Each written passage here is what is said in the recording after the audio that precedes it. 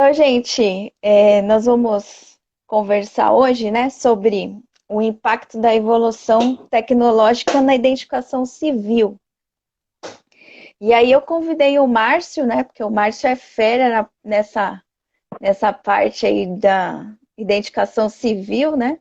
Tá bom, então vamos lá. Então, o Márcio Palaia Lazari, né? Então, ele é papiloscopista policial aqui no estado de São Paulo, né? Ele entrou junto comigo, né, Márcio, em 98, aí depois ele vai contar um pouquinho da história dele para vocês. Nós também entramos juntos para professor da Academia de Polícia, né, Márcio, no mesmo ano aí, que 2007, né? Ele é professor de Hum. papiloscopia na Cadepol também. E ele é representante do IRGD junto ao Poupatempo, né? Então ele cuida bastante dessa parte da identificação civil aqui no estado de São Paulo. Tem formação em ciências jurídicas e sociais, né? E pós-graduação em direito penal. Conta um pouquinho para a gente, então, Márcio, sobre como que você escolheu, né? A papiloscopia eu já sei, mas assim, conta pro pessoal, eu imagino, né? Como que foi, Uhum. mas assim, por que que você escolheu essa área e um pouco da sua experiência, por favor. Tá bom. Bom, Tati, primeiro dizer que é um prazer, é um privilégio poder estar conversando com você. Te conheço já, a gente está junto aí na mesma toada há 22 anos. Entramos juntos, né, na academia de polícia como alunos, entramos juntos como os professores. E é muito legal. E agora, dizer que é uma honra poder falar também como um associado e você como presidente da Associação dos Papiloscopistas Policiais do Estado de São Paulo. É, bom, a minha vida sempre foi papiloscopia, né? Eu nasci no meio da papiloscopia, sou filho de papiloscopista e eu comento isso com todo mundo que nas feiras de ciências, enquanto as pessoas faziam, né, diversos experimentos, eu sempre é, fazia revelação de impressão digital por meio de no papel, né, com pó magnético, né? Então, assim, eu desde dos 7, 8 anos de idade eu fazia isso, né, nas feiras. Então eu vivo a papiloscopia. Realmente, para mim, é uma honra poder ser papiloscopista aqui no estado de São Paulo, uma honra poder levar um pouco da minha experiência da identificação civil dentro do instituto que me criou como papiloscopista e nesses últimos 18 anos trabalhando dentro do programa Poupa Tempo, né? Então, eu acabei me especializando na identificação civil, assim como você Uhum. é papa, né, na necropapiloscopia, eu acabei me especializando um pouco na identificação civil. Então, mas eu aprendo muito, todo dia é uma mudança muito grande, tá? Só Mas é isso. para Só para o pessoal que não sabe, né? O Márcio ele é filho do Renato Lazari, que ele era um professor de papiloscopia da Cadepol, assim, excelente, né? Tanto ele deu aula para mim, né? E ele era fera na papiloscopia, então o pai dele, e ele cresceu aí nesse meio aí da É, papiloscopia, né? Já foi influenciado desde de criança. Legal, Márcio. obrigado. Então, assim, essa parte da identificação civil, né? Nós temos São Paulo, assim, acho que é um número só para a gente situar um pouco o pessoal, né? Da quantidade de certidões, né? De RGs, né? Que nós emitimos aí diariamente, aí é um número muito alto, né? Então, assim, você sabe para passar para o pessoal mais ou menos assim uma média do número de emissões de RGs que nós temos no estado? Só para Sim, eles ó. sentirem um pouquinho como que é, né? Uhum. O São Paulo é um mundo, né, é um país dentro de um estado. São Paulo representa 65% da produção de carteira de identidade nacional, né? Então, é um volume muito alto.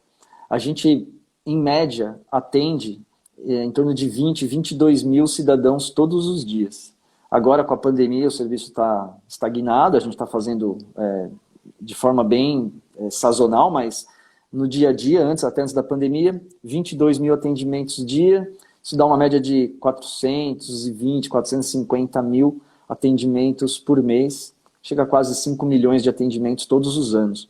É uma produção muito grande e muito rápida, então a gente tem toda uma exigência do governo, do Palácio do Governo, de se emitir carteira de identidade dentro de um período de 5 dias úteis, o que nessa volumetria tão alta, é um desafio, porque a gente acaba atendendo um cidadão, por exemplo, em Mococa, que é uma cidade bem próxima já de Minas Gerais, na divisa do estado.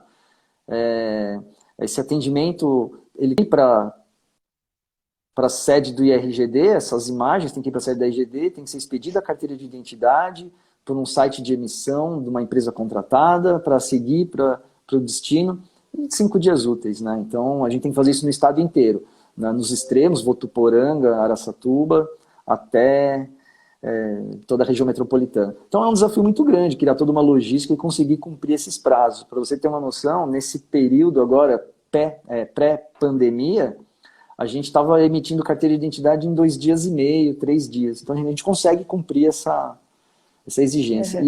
E a emissão de atestados de antecedentes também. A gente emite uma média de 400 mil atestados todos os meses. Então é um volume muito alto. É um número muito alto, né? Que até o Marcelo de Alagoas, aí, ele falou que 22 mil é que eles fazem no mês lá. E olha só como que a gente faz no dia, né? Olha, um outro número bastante relevante, que tem muito a ver com a nossa atividade como papiloscopistas, né? E em si com a papiloscopia, é o volume de primeiras vias de cidadãos com mais de 18 anos, que todos os estados trabalham como sendo primeiras vias maiores. No estado de São Paulo, a gente atende, em média, 1.300 todos os dias. Então, e aí tem toda uma complicação, né? A gente pode até falar mais para frente, de fazer uma inserção de uma pessoa de um outro estado na nossa base, né? sem ter conhecimento prévio sobre ela. Mas é um número bem grande mesmo, porque é primeira via maior, né? Que normalmente as pessoas tiram o documento mais cedo e tal, né? Mas o número de 1.300 é bem grande mesmo. Legal. Então, assim, a gente teve um decreto, né? Que foi o 59.721, que foi em 2013, que ele foi tipo um divisor de águas, assim, na parte de identificação civil, né? No estado. Foi. Aí você poderia falar um pouquinho sobre esse decreto e que impacto que ele trouxe aí para a identificação civil, pessoal? Claro. Uhum. Esse primeiro, assim, a gente viveu a papiloscopia, se for para, assim, a gente puder traçar uma linha do tempo bem rápida na identificação civil aqui no estado de São Paulo, a gente começou com um processo totalmente manual em 1909, com a primeira carteira de identidade, que foi do então diretor Viotti. E a gente veio emitindo de forma manual, controle em livros, até 1986. Em outubro de 86, a Companhia de Processamento de Dados do Estado de São Paulo desenvolveu um sistema, que é o que a gente utiliza até hoje, que é um sistema em mainframe, que é chamado de Web Enable. E esse sistema, ele é um capitalizador de dados biográficos. Então, o cidadão, a partir de então, ele passou a ser inserido numa base de sistema, só que é um sistema que faz pesquisa fonética, Tati. Então, assim, ele até encontra, por exemplo, Rodolfo com F, Rodolfo com PH, mas fonéticas distintas ele não identifica. E a gente veio com esse sistema fazendo cadastramento e emissões de carteiras de identidade até 2013, com a edição desse decreto 59.721. E esse decreto, ele, de certa forma, exigia de 2 órgãos públicos, né, estaduais, esse decreto ele é estadual, então ele exigia do Detran e do IRGD que compartilhassem bases de dados. O Detran, ele já fazia o processo dele automatizado com emissão de CNH por meio eletrônico, ou seja, captura eletrônica de foto, digital e assinatura, desde 2010. O IRGD ainda estava fazendo o processo mecanizado, coleta tintada, colando foto, né, expedindo do jeito mais tradicional desde o começo. E aí surgiu a necessidade de ter que evoluir para um processo automatizado. E aí o IRGD fez uma licitação, uma empresa adquiriu os direitos de poder fazer a expedição de carteira de identidade modernizada quando essa empresa entrou para o IRGD, a exigência que foi colocada era que ela tivesse 11 sites de emissão, um na capital e 10 em cada D-Inter, não em cada D-Inter, regionalizados, e que ela trafegasse informações de forma segura, que tivesse um armazenamento desse banco de dados de forma segura. E aí a própria empresa, que no caso é a Valid, ela terceirizou o processo de armazenamento de imagens. Então, assim, ela contratou uma outra empresa, que na época era a 3M, e a 3M entrou com o sistema AFIS dentro do Instituto de Identificação para fazer a modernização tecnológica do Instituto. Posteriormente, a 3M foi comprada pela Gemalto e agora, mais recentemente, pela Thales, que é a atual empresa que está gerindo o Instituto de Identificação na parte de biometria. Então, assim, houve essa necessidade de se fazer uma modernização tecnológica e veio a calhar. Era um momento muito oportuno, a gente tinha, né, ansiava por isso. Tinha essa necessidade também, porque até então a gente ficava muito preso aos dados biográficos e à consulta de numeração de carteira de identidade. A gente não tinha um batimento de impressões digitais. Então, uma pessoa que quisesse obter indevidamente uma carteira de identidade, utilizando uma certidão falsa, ela conseguia porque a gente não tinha uma base. A gente tinha uma base criminal. Só criminal. Só criminal. E a gente corria essa base. Mas se a pessoa não tivesse passagem criminal aqui, não tivesse pelo menos planilhada aqui no Instituto, ela conseguia obter a carteira de identidade. E com a aquisição do AFIS, modernizou tudo, né? A gente faz agora toda a inserção na base e isso traz uma segurança. Conseguindo ouvir? Travou. Deu uma falhada? Travou um pouquinho, mas... deu uma falhada, mas voltou. Aí, o que esse decreto ele exige para encurtar, né? Esse decreto ele exige que haja o compartilhamento de bases entre o Instituto de Identificação e o Detran, né? A princípio era para a gente utilizar a mesma base. Então, nós utilizaríamos imagens capturadas pelo Detran e o Detran utilizaria imagens capturadas pelo Instituto de Identificação. Mas a gente viu que com o tempo era inviável fazer a inserção, fazer esse compartilhamento de bases com o Detran. A gente passou a importar as imagens do Detran, geradas de CNH, a correr a base de identificação civil a nossa base AFIS civil, e validar essas informações. Porque esse decreto, mais recentemente, em 2018, ele foi revogado por um novo decreto. Mas esse decreto, a princípio, ele criou um banco de imagens estadual, que é o IMAB, que é o Banco de Imagens do Estado de São Paulo. Então, a ordem é que as imagens capturadas do Detran sejam validadas pelo Instituto de Identificação e as imagens capturadas pelo IRGD, que façam a geração de carteiras de identidade, alimentem a base do IMAB, desse Banco de Imagens do Estado de São Paulo. É isso que a gente tem feito. Então, a gente tem validado informações do Detran. Só que é ruim, porque quando a gente faz a validação das imagens, a gente acaba encontrando fraudes, né? Muitas fraudes. E aí o que a gente costuma fazer é comunicar o Detran dessas fraudes. Aí quem faz essa comunicação é o nosso cartório central, é o SARD, do Instituto de Identificação. Ele comunica o Detran ele só bloqueia o cadastro, né, a tela civil do cidadão da CNH. Mas não toma nenhuma atitude, porque a carteira de habilitação já foi gerada, né? Sim.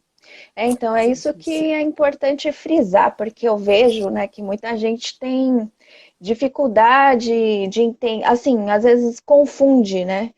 O que é um cadastramento biométrico com uma identificação biométrica, né? Porque até a questão do TSE, né, também envolve essa questão. Porque quando você cadastra biometricamente, né, eu estou lá só colocando a minha impressão digital no leitor biométrico e aí eu posso estar me cadastrando, por exemplo, como Juliana, né? Quem que vai garantir que eu não sou a Juliana e sim a Tatiana, né? É por meio da identificação biométrica. Então, assim, por isso que é importante essa validação, né? Infelizmente, hoje, O Detran, desde 2010, com o processo automatizado dele de captura, ele nunca fez batimento de base. Então, e o TSE também não. Então, assim, o que esses órgãos fazem? No caso do Detran, a necessidade da captura eletrônica era exclusivamente para confronto 1 para 1. Então, quando eles fazem a captura eletrônica na mesa de coleta do Detran, eles se preocupam com a qualidade de pelo menos uma impressão digital da DECA toda, tá? Então, se uma impressão digital der qualidade positiva, que para eles não seria o HIT, seria cores. Então, se deu cor verde, é suficiente para que passe. Essa única impressão, ela é necessária, só essa, para poder fazer o batimento 1 para 1 na mesa do médico e para fazer no teórico, no exame teórico, e nas aulas práticas, exame prático. Então, eles precisam de um dedo. Só. Então, é confronto 1 para 1, mas não faz batimento de base. Então, eu posso obter diversas CNHs utilizando as mesmas impressões digitais. O mesmo ocorre com o Tribunal Superior Eleitoral. Tá? O TRE, no caso dos tribunais regionais, eles fizeram os cadastramentos biométricos, como você colocou, mas eles não fizeram batimento de base nenhum. Então, vou até colocar aqui, porque isso se tornou público por meio de um auditor fiscal, tá? E numa das reuniões que o IRGD estava fazendo o convênio com a Receita Federal, e esse auditor ele tornou público essa informação, porque a própria Receita Federal tem um convênio com o Tribunal Superior Eleitoral. Tanto é que para obter o título de eleitor tem que ter CPF, faz parte do convênio deles. E fizeram um batimento de uma massa de teste, identificaram muitas fraudes, mas uma chamou atenção, que era um cidadão com o mesmo número de CPF e 51 títulos de eleitor válidos. Válidos. Uma cidade pequena elege um vereador com 51 votos.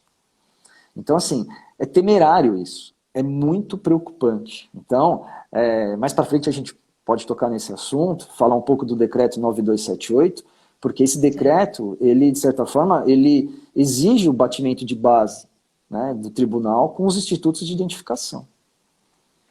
Certo. Então, e é muito absurdo, né? E ainda a gente tem aquela lei, né, 12.037, né, da identificação criminal, que aí fala que o civilmente identificado não será identificado criminalmente, só que eles aceitam como documento de identidade carteira de habilitação, né? Sim. E aí quem garante que seja a pessoa ali, né? É preocupante, é bastante preocupante. Recentemente, a carteira de trabalho saiu do rol, né? Ela deixou de pertencer ao rol por conta da carteira de trabalho eletrônica, que já não é considerada documento de identidade. Mas a CNH permanece. É muito difícil. Olha só a fragilidade, né? Total. É preocupante para todo mundo. É por isso que a gente bate muito na tecla, o Instituto de Identificação bate muito na tecla que mesmo nos indiciamentos de cidadãos, todos, porque dificilmente no indiciamento a pessoa ela é legitimada, ela só é legitimada em flagrante, em cumprimentos de mandado de prisão, ela é legitimada, mas no indiciamento ela acaba não sendo legitimada. E uma das solicitações que o Instituto faz, por meio do Departamento de Inteligência, do DIPOL, né, é que se legitime 100%. Então, assim, hoje está sendo muito necessário a modernização tecnológica dentro das delegacias de polícia. Então, esse é um outro passo que a DTI e a Delegacia Geral estão começando a caminhar, que é tornar todo o processo eletrônico, desde o inquérito policial eletrônico, legitimação eletrônica, até a emissão do laudo papiloscópico eletrônico, tudo atrelado dentro de um único contexto. Vai ser uma coisa bem interessante, mas isso ainda é mais para frente. Sim, com certeza. E assim, só para retomar um pouquinho o que você tinha falado, né, da questão do WAFES, né, que o WAFES foi fundamental aí em vários setores, né, principalmente nessa parte da identificação civil, porque como você falou, né, era feita uma pesquisa só no arquivo decadatilar das 10 impressões, né, e arquivo criminal, né, que nós não tínhamos arquivo civil. E aí, então, o que mudou no conceito aí da papiloscopia civil com a aquisição do WAFES pelo IRGD? O que você Mudou tudo. fala sobre? Mudou completamente. Porque até então a gente trabalhava na questão fonética e na batimento de base criminal, na mesa criminal, nas primeiras vias do estado de São Paulo. Segundas Aham. vias em diante, a gente só fazia batimento 1 para 1, ou seja, consultava o prontuário civil anterior do cidadão, fazia o batimento datiloscópico e emitia a carteira de identidade. Com a aquisição do EIFES e essa nova base hoje que já tá em 33 milhões de registros, É a isso que eu ia gente... perguntar. a gente A Melissa estava perguntando assim, quantos cadastros tem no banco de dados do IRGD? 33? 33 milhões, a gente tem em torno de 28 milhões civis, somando carteiras de identidade e CNHs. E 5 milhões criminais e todos os demais, né? Mas está batendo 33 milhões. Talvez um pouco mais, 29,4, mas está nessa média, já de 33. Só que tem um detalhe. O processo de identificação civil, a primeira via de identidade, ela só corre, tanto a primeira quanto a segunda. A primeira inserção na base civil de uma carteira de identidade, tá? na base EIFES, ou renovações com coletas. Elas correm exclusivamente a base civil. Elas não correm a base criminal. Hoje não dá para correr base criminal, porque o processo é completamente diferente. Uma inserção civil na identificação, ela é automatizada. Então, é feita a coleta biométrica direto lá na estação de trabalho, ela vem para a sede do IRGD, ela alimenta a base EIFES e corre individualmente. Então, como é feita uma coleta rolada, com uma margem grande de pontos característicos, e cria um algoritmo bem robusto, ela não passa por uma análise policial. A inserção dela é automatizada e a análise é toda automatizada, porque tem um hit muito alto, 8 mil, 7 mil, bem alto. Já a inserção criminal, ela é toda mecanizada. Então, depende da inserção feita por a digitalização por um policial, o recorte dessa digital, inserção base EIFES e análise de resultados de cada inserção com 20 supostos algoritmos aproximados. Isso não ocorre na identificação civil. Então, na identificação civil, sempre que as impressões não tiverem um hit suficiente ou não atingiram 21 minúcias, que foi o que foi exigido pelo Instituto de Identificação, ela trava, o sistema não autoriza a inserção na base e passa por um setor de inspeção humana, que é formado exclusivamente de papiloscopistas, que vão fazer análise dessas imagens rejeitadas pelo EIFES. Tá? Mas a gente não corre a base criminal. Então, isso, se fosse correr a base criminal, cada impressão digital de cada atendimento teria que fazer batimento com 20 candidatos. Isso ia atrasar o processo de emissão. Nesse volume de 22 mil dia, a gente não ia conseguir dar conta de produzir carteira de identidade. Então, o Instituto optou por correr exclusivamente a base civil. Mas tem surtido muito efeito, porque a gente amarrou o outro lado que faltava. Então, a gente tem hoje a pesquisa biográfica, e agora a gente conseguiu amarrar com a pesquisa biométrica. E nessa pesquisa biométrica está chovendo fraudes. Chovendo.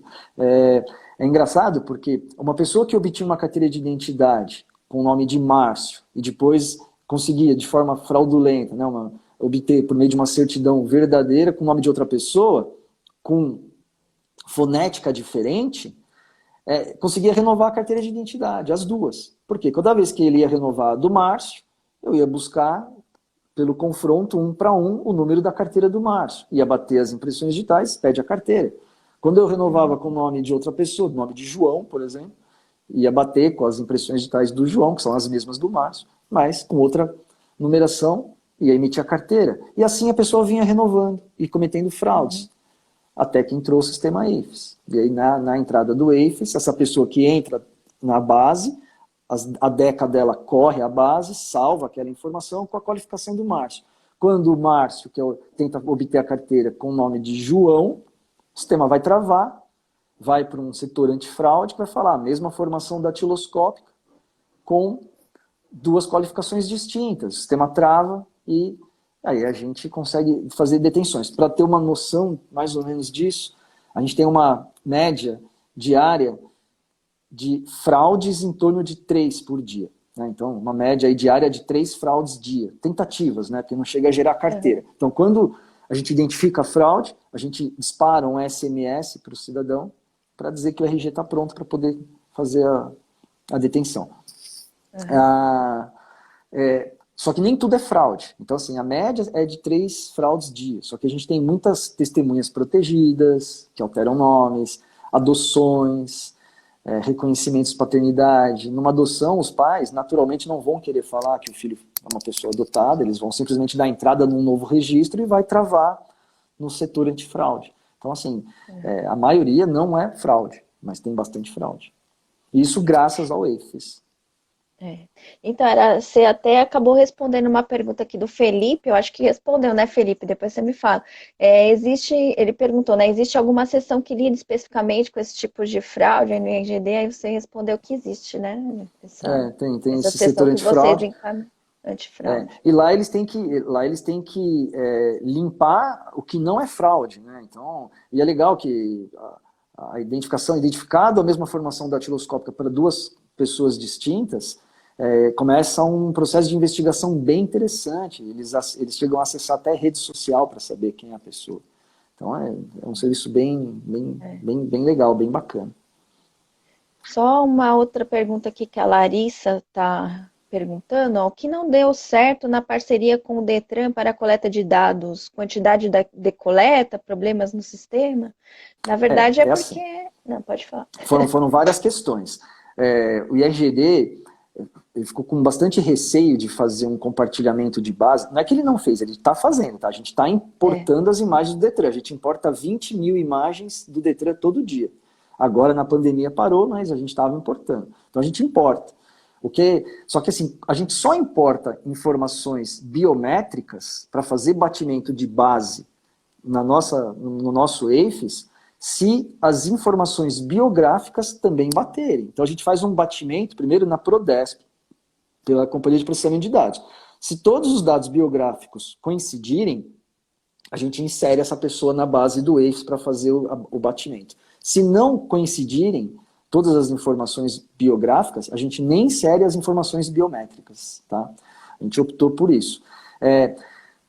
Essa necessidade de fazer batimento de base, ela teve uma consequência em 2018, que a gente vai falar mais para frente, de outro decreto. Então, aí vai conseguir fechar, entender o porquê desse batimento de base Detran e RGD, por que desse compartilhamento. A princípio, em 2013, era para alimentar um banco de imagens estadual, que seria de competência da Prodesp. Então, era até esse decreto que eu ia falar agora para você, né? É o 63.000, esse de 63.299, né? Que criou uma base de identificação civil estadual, né? E qual o objetivo do Estado com esse novo banco de dados? Fala um pouquinho desse decreto, né? Já aproveitar que já estamos no tema. No tema, Esse decreto, Tati, ele revogou o decreto 57. 59.721, perdão. Esse decreto, 63.299, ele falou o seguinte, olha, ele cria, primeiro, um comitê gestor, isso é legal, formado por diversas secretarias, tal, para analisar estudos para utilizar a base de dados civil segura do Instituto de Identificação. Então, formaram Secretaria de Gestão, Secretaria de Governo, Secretaria de Segurança Pública, e criou esse comitê gestor. Paralelo a isso, ele reforça a necessidade de compartilhamento de base entre RGD e Detran. Só que daí esse decreto ele vai além. Ele fala, além de alimentar a base do Banco de Imagens do Estado de São Paulo, do IMAB, tanto o Instituto de Identificação quanto o Detran, eles passaram a fazer o reuso dessas imagens. Então, assim, uma pessoa que teve uma captura de imagem num período X, né, tem toda uma temporalidade em cima disso. No Detran, por exemplo, a temporalidade são 8 anos. Então, a pessoa renovou a habilitação hoje, pelos próximos 8 anos, ela pode manter as mesmas imagens. Isso envolve uma renovação. E quantas segundas vias forem necessárias. Então, vai ser mantidas as mesmas imagens. Por quê?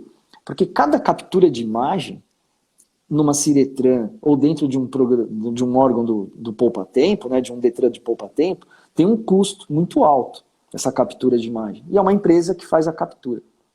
Então o governo falou, vamos passar a reutilizar imagens que a gente deixa de pagar a captura de imagem. Então isso aconteceu no Detran com a temporalidade de 8 anos, e no IRGD ela é parametrizada, e a gente estipulou assim, até 5 anos de idade, como as imagens não vão para a base do EIFES, a criança que tiver que renovar sempre vai fazer captura. De 5 a 12 anos de idade, essa temporalidade são 5 anos. De 5 até 18 anos de idade. Hoje em dia são de 5 a 18 anos de idade, a temporalidade são 5 anos. E acima de 5 anos de idade, a temporalidade desse reuso é de 10 anos. Com Acima isso, de 18, né? acima de 18, Acima 10 de anos. 18. Só que a gente tem várias questões que envolvem isso. Aí, questões técnicas da nossa área, que o governo ele apenas optou pela questão financeira. Então, ele deixa de fazer uma captura, deixa de pagar a empresa. Só que a gente tem questões técnicas. Uma criança de 13 anos que faça a carteira de identidade hoje, aos 17, quando ela for renovar para prestar vestibular, ela vai sair com a foto de 13 anos. Então, isso é temerário. Isso não é legal. A mesma coisa um adulto. Você pega um jovem de 21 anos que vai renovar com 29 anos, a tendência é mudar bastante. Então, a gente tem exceções a essa regra, que a gente acaba utilizando no nosso sistema, que seria que o próprio atendente ele analisa visualmente a pessoa. E ele pergunta se houve alguma alteração visual, se teve alguma perda de membros, de dedos, ou se vai mudar a assinatura, se ela casou e vai alterar o nome. São questões que a gente vai questionando, que vão saindo desse reuso. Então hoje, a gente tem uma incidência de reuso que gira em torno de 13% só das renovações de carteiras de identidade. Então é bem baixo, tá? Não é um índice muito alto, porque a gente acaba excluindo muito reuso, por medo de manter uma foto antiga. Muda, visualmente muda bastante. E até mesmo para alimentação da base ABES. A gente tem toda uma questão policial por trás disso, que acabou não sendo levada em consideração. Sim. Tá? E outra coisa... Pode falar. Pode falar. Eu não sei, é nesse decreto que também fala de fazer a coleta só do polegar da criança. Tal. Esse decreto, ele diz que crianças abaixo de 5 anos só se coletam os polegares. Tá? É péssimo. Péssimo também. O que a gente tem feito hoje? Tá? A gente tem muita dificuldade de fazer coleta biométrica de crianças. O leitor, ele é um leitor de 500 dpi, então ele dá muito erro. Então sempre que a gente tenta fazer a coleta, 3 tentativas de coleta, na 4ª tentativa o sistema trava, a gente vai fazer a coleta manual. Então sempre que a gente faz a coleta manual, tirando bebês abaixo de 2 anos, tá? A gente estipulou isso internamente, abaixo de 2 anos, a gente só tem coletado os 2 polegares no entintado. Acima de 2 anos entintado, coleta os 10 dedos. Então, acima de 2 anos a gente tem coletado no entintado. Na biometria, a gente tenta. Se não conseguir, vão só os polegares na biometria também. Acima de 2 anos a gente tem conseguido, tá? Bastante, assim, não tem ficado só polegares, não. Se a gente teria que fazer uma busca na base, eu não sei a incidência, a gente nunca planilhou isso daí para ver então, isso quanto está incidindo. Importantíssimo. Importantíssimo, porque tanto na parte de identificação, por exemplo, necro, né? Na parte até em local de crime, né? Porque às vezes a gente pode ter lá um fragmento que pode pertencer a uma criança, né? Que foi sequestrada, às vezes a parte, por exemplo, de necro, eu já tive, a gente teve recentemente um problema em relação a isso, que foi no desastre no Guarujá, né?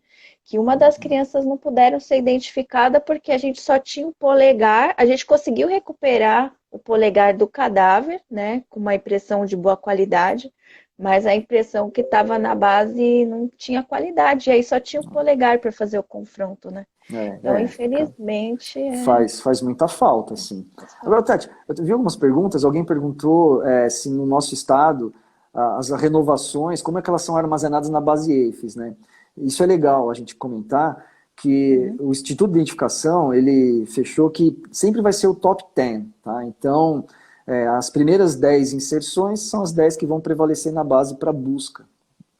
Toda vez que tem uma renovação de carteira de identidade, com novas coletas, o sistema ele vai fazer o top 10. Então, se ele entender que a segunda coleta, o indicador direito está melhor do que da primeira, ele substitui o indicador direito. A gente sempre vai ter armazenados todas as coletas de todos os dedos. Então, eu sempre vou ter as renovações com todas as coletas. Mas ele vai manter na base EIFES sempre o top 10. Tá? Então, as 10 melhores coletas. Então, se ficou pior o anular esquerdo na segunda coleta, ele mantém no EIFES o anular da primeira coleta. Isso é legal, gostei da pergunta ali. E uma outra pessoa perguntou também se a PM, na abordagem, ela utiliza o EIFES. Não, a PM não utiliza. Ela utiliza a base biográfica da Polícia Civil, né, que é de competência hoje administrada pela DTI e que é alimentada pelo Instituto de Identificação, a base civil e criminal. Civilmente, ela é alimentada pelas emissões de carteiras de identidade e, na parte criminal, pelo CEREG, que é o Setor de Registro Criminal, também do Instituto de Identificação. Essa base civil e criminal é biográfica, então o que a PM busca é sempre pelos dados biográficos, ela pesquisa RG, só isso. Tem uma pergunta aqui que o Marcos fez aqui, ó. Quanto maior o número de captura de imagens, melhor para pesquisa em sistemas como, por exemplo, o ABIS e para confronto com cadáver desconhecido ou com identidade duvidosa. Né? Perfeito. A gente sabe que as impressões digitais, elas envelhecem como a gente. Né? Então, quando a gente passa a reutilizar a imagem, a gente perde, né, o envelhecimento dessas impressões digitais. Isso é péssimo para nós. Então, nós não somos muito a favor do reuso de imagem. Mas eu não vou negar para você que o reuso de imagem, ele acelera o processo de emissão da carteira de identidade, ele desobriga a atividade policial também. Quando a gente faz um reuso de imagem, o cidadão está lá na frente de atendimento, num leitor individual de impressão digital, ele vai na base EIFES, ele retorna, caiu, né? Travou. Ele vai na Travou um base pouquinho. EIFES, Uhum. ele faz o confronto e ele valida a informação. Ele fala, ó, essa pessoa é ela. Então a gente tem a plena certeza que é a pessoa.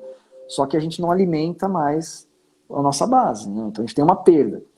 O que a gente está propondo hoje em dia para o Instituto de Identificação é que a gente tenha o processo de liberação automatizada.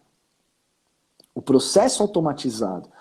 E não o reuso da imagem. Que seria assim, a gente faria a coleta datiloscópica, alimentaria a base EIFES, alimentaria a facial, alimentaria a assinatura forense, só que a gente não passaria pelo policial. A gente não ia onerar o policial de fazer o confronto datiloscópico, porque a pessoa já está na base. Isso é uma coisa que é uma falha do Instituto de Identificação. A gente só alimenta a base EIFES se previamente passar por um policial. Então, a gente está tentando ver se a gente consegue fazer diferente disso.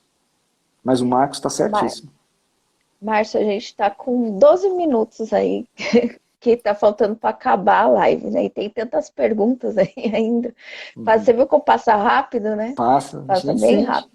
E assim, só para avisar o pessoal aí que essa live vai ficar gravada no YouTube, tá? E aí depois vocês podem assistir novamente. Quem não tiver Instagram, fale para os colegas aí que dá para assistir pelo YouTube, mas se cadastra lá no YouTube, né? Curte lá a nossa página, tá bom, gente? E aí vocês podem rever essa live de hoje. Deixa eu só ver aqui a pergunta do pessoal aqui, uma aqui que você já respondeu, aí vamos ver aqui. Existe algum sistema, um para N espalhado em delegacias, né? Delegacia ainda. Não, delegacias nunca vai fazer um para N. O que a gente quer fazer, Tati, é a instalação de uma consulta 1 para 1 nas delegacias. Aí entra o decreto 63299. esse decreto, o que ele previa? Que a base civil validada do Instituto de Identificação, e é preciso frisar uma coisa muito importante também, tá? Esse decreto, ele reconhece o Instituto de Identificação como autoridade primária de identificação civil e criminal no estado de São Paulo. Isso é uma conquista gigantesca para a gente. Tá? Foi uma luta conseguir esse item, tá, entre um dos artigos, mas a gente foi reconhecido como única autoridade de identificação civil no estado, civil e criminal, no estado de São Paulo. E ele fala o seguinte, olha, era para ser utilizada essa base validada pelo IRGD por órgãos públicos do próprio governo do estado. Então, por exemplo, uma pessoa, ela ia adquirir um remédio numa farmácia do estado que tem um custo muito alto. Essa pessoa iria até a farmácia, apresentaria a carteira de identidade, digitaria o número do RG dela, faria o confronto 1 para 1 na base e ia validar a pessoa. Ou a entrada de crianças nas escolas públicas, tudo com validação biométrica. A entrada em fórum, vou ter uma audiência no fórum, apresento o RG, digita o número, faz a validação para ter certeza que é a pessoa. Então, tudo isso está sendo estudado para ser implantado, utilizando a base do IMAB, do Banco de Imagens do Estado de São Paulo, toda ela validada pelo Instituto de Identificação. A gente tem hoje, Tati, uma certeza muito grande. A gente tem 33 milhões de registros na nossa base. A gente não tem nenhuma pessoa com duas impressões digitais distintas, tá? A mesma qualificação, e nenhuma pessoa que tenha a mesma formação datiloscópica com duas qualificações distintas também. Não existe. Nenhum dos dois casos a gente tem dentro da nossa base. Ela é 100% pura e limpa. Nós optamos por começar uma base zerada para garantir essa fidedignidade. Mas a gente tinha a opção de trazer todo o nosso legado, que em 2014 eram 58 milhões de registros. A gente optou por começar uma base do zero, para ter uma base fiel e segura. Legal. E o Marcelo aqui de Alagoas, ele estava perguntando se em São Paulo já ocorreu de vocês verificarem a existência de pessoas com a mesma numeração. Isso acontecia antigamente, né? Sim, bastante. Duas pessoas com a mesma numeração. Porque o controle ele era por meio de livros. Antes de 86, não tinha ainda o sistema. Não tinha nem o sistema da Prodesp. Então, como era tudo controle de livros, a gente dependia de que o próprio cidadão soubesse a numeração. Se ele não sabia a numeração, fornecia uma outra numeração para ele. Então ele passava a ter 2 números de RGs. Ou, quando o controle também passava despercebido por um policial, a inserção de um número para uma pessoa, aquela mesma numeração, que era uma etiqueta, ela era atribuída para uma outra pessoa. Então as duas pessoas dividiam o mesmo número. E erros de preenchimento, datilografando uma carteira de identidade. Às vezes o RG era 117, saía 711. Trocava letra, trocava número, gerava outra carteira de identidade. Então, assim, a gente tem duplicidades reais, falsas duplicidades, mas tem de tudo. E hoje a gente vai depurando essa base, né? A gente tem depurado essa base, toda vez que a gente identifica uma falsa duplicidade, a gente atribui a numeração correta para o cidadão e fornece para ele uma carta retroativa, que é como se fosse uma certidão que tem fé pública, assinada por um dos nossos escrivães de polícia, que dão a fidedignidade que aquele documento foi alterado, para que ele possa apresentar onde houver necessidade. E a mesma coisa no caso de uma unificação. Tá certo. Ô, Márcio, se por um acaso a nossa live cair assim, ó, é porque eu vou tentar responder assim, perguntar para vocês aí que o pessoal tá falando, e aí se por acaso cair, a gente volta rapidinho só para você se despedir do pessoal, tá bom? Vai demorar um pouquinho, porque eu tenho que pôr o título. Aí eu te chamo de novo, mas acho que vai dar tempo. Vamos ver. Tá bom, vamos tem uma pessoa aqui que está perguntando, né? Que ela conhece uma jovem que o RG dela tem que ser renovado frequentemente por ela não ter as impressões digitais, né? Isso é possível, não ter impressões? Não é isso. É que assim, a gente tem a exceção biométrica, né? A gente tem exceção biométrica para foto, exceção biométrica para impressão digital e exceção biométrica para assinatura, tá? Então, sempre que uma dessas exceções ocorrerem, a gente tem duas soluções. Uma é a pessoa traz um atestado médico dizendo desse problema que ela tem, pode ser uma dermatite, pode ser qualquer coisa que não tem solução, por exemplo, atestado por um médico, e aí a gente vai emitir uma carteira de identidade definitiva para ela, a gente não vai criar uma temporalidade. Agora, se ela não traz esse documento, a gente expede uma carteira de identidade com validade. Então a gente fala, olha, você tem um período para você poder fazer um tratamento dermatológico para poder recuperar um pouco aí a sua epiderme. Então, a gente dá um período de 3 meses, 4 meses, que seria o suficiente para ela poder voltar com as impressões melhores. E, na grande maioria das vezes, as pessoas voltam e está bem melhor a impressão. E aí a gente consegue fazer uma análise datiloscópica. Tudo que entra como exceção.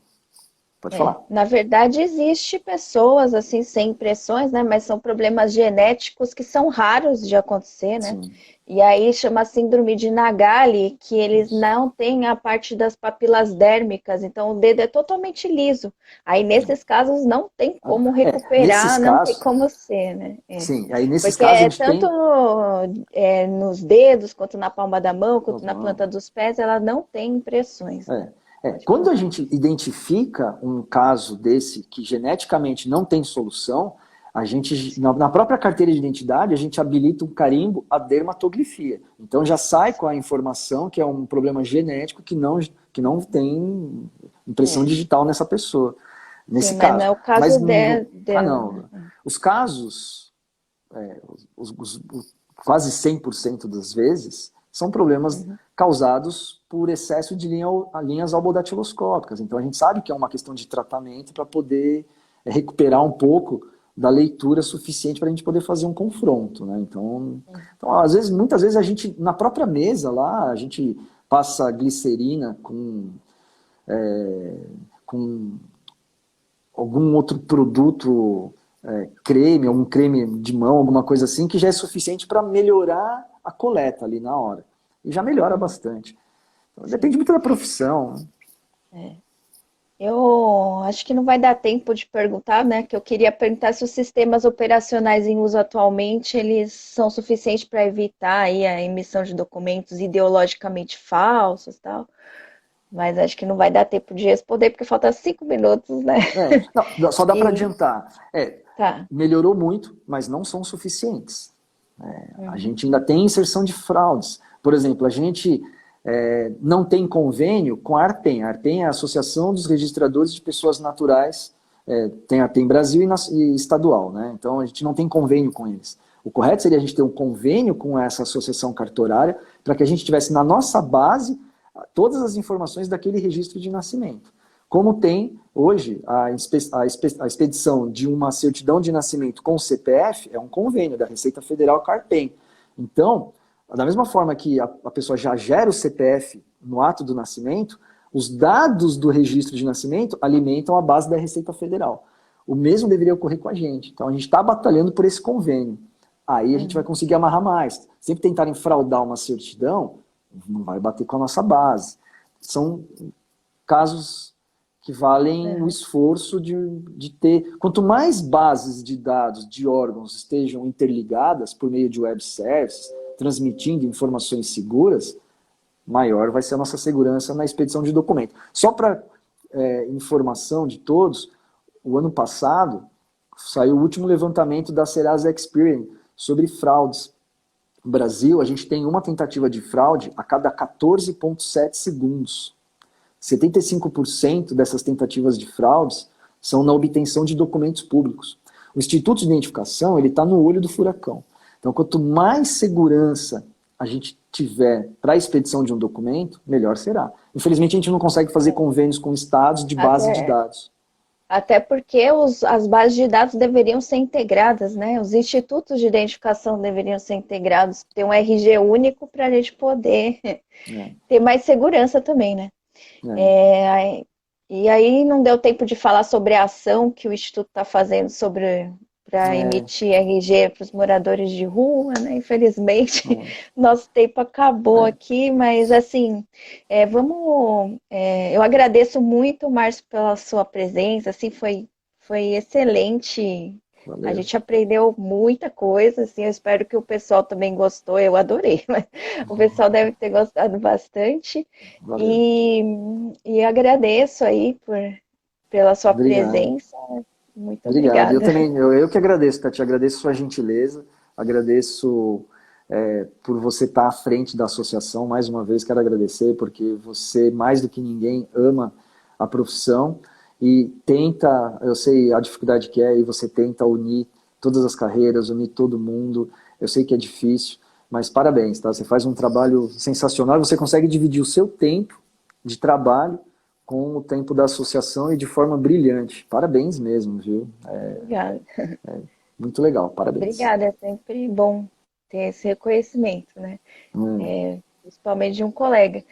E então, assim, vamos, se der um tempinho, fala um pouquinho aí dessa ação do Instituto. A gente está Ainda. fazendo, como veio a pandemia, os postos Poupa Tempo e postos de prefeitura encerraram as atividades dia 21 ou 23 de março, mais ou menos. A gente ficou um período de quase um mês e meio sem emitir documentos, só nos postos de delegacias, mas os postos eles não têm a estrutura suficiente para atender a demanda. E aí houve essa necessidade, muitas reuniões, e a gente acabou começando pelo Cefras, que é uma entidade lá dos frades franciscanos. A gente começou primeiro lá no Largo São Francisco, e aí a gente trouxe para a sede do IRGD. A gente está atendendo com 5 mesas online, 2 mesas offline, estamos fazendo uma média de 200, hoje foram 285 atendimentos. Então a gente está fazendo com essas parcerias de algumas ONGs e estão atendendo cidadãos vulneráveis para obter benefício, né? Esse benefício agora de R$ 600 do governo federal. Está bastante trabalhoso, a gente está também com 4 pontos nas regiões leste, sul, norte e oeste, dentro das bases das GCMs, também com os nossos policiais fazendo carteiras de identidade. Lá, nesses 4 postos, estamos fazendo uma média de 120 carteiras de identidade dia, somado tudo dá quase 400 RGs todos os dias para pessoas vulneráveis. Está sendo bastante interessante, é desafiador, e a gente consegue entender muito o lado humano deles, assim, desse público que a gente tem atendido agora, que não eram muito de costume a gente atender. Então, mas está sendo bastante desafiador. Estou gostando bastante de atender lá. É puxado, mas está dando resultado. Quem tiver interesse em renovar a carteira de identidade, a gente faz aqui já, deixa as informações, tem que ligar na diretoria do IRGD. 3311, 011, 3311, 3202. A diretoria faz o agendamento, a pessoa vai lá com hora marcada na sede e faz a carteira de identidade. Tá certo. Parabéns aí por esse trabalho. Valeu. E deixa eu falar para vocês, né? Na próxima, obrigada, gente, pela participação. E assim, a próxima live nós vamos falar com uma papiloscopista aqui de São Paulo, a Melissa, e nós vamos falar sobre a identificação no local de crime, né? Como que é a parte de identificação em local de crime. Então, não percam aí que ela vai falar um pouquinho da experiência que ela tem, das equipes de local, né? Vai contar alguns casos aí e aí eu conto aí com a presença de vocês. Tá bom, então. Obrigadão, Márcio. Obrigado, Tati. Boa noite. Aí muito obrigado. Tudo de bom. Deu tempo ainda da gente falar tudo, né? Mas assim, eu sei que assim tem muitos assuntos ainda, muitas dúvidas do pessoal. E assim, pessoal, se vocês quiserem depois também deixarem perguntas lá no YouTube, né? Porque aí a gente pode também lá depois responder, né, Márcio? Sim, posso, à vontade. Poxa, prazer. Obrigadão, hein? Boa noite. Boa noite, noite, pessoal. Até mais.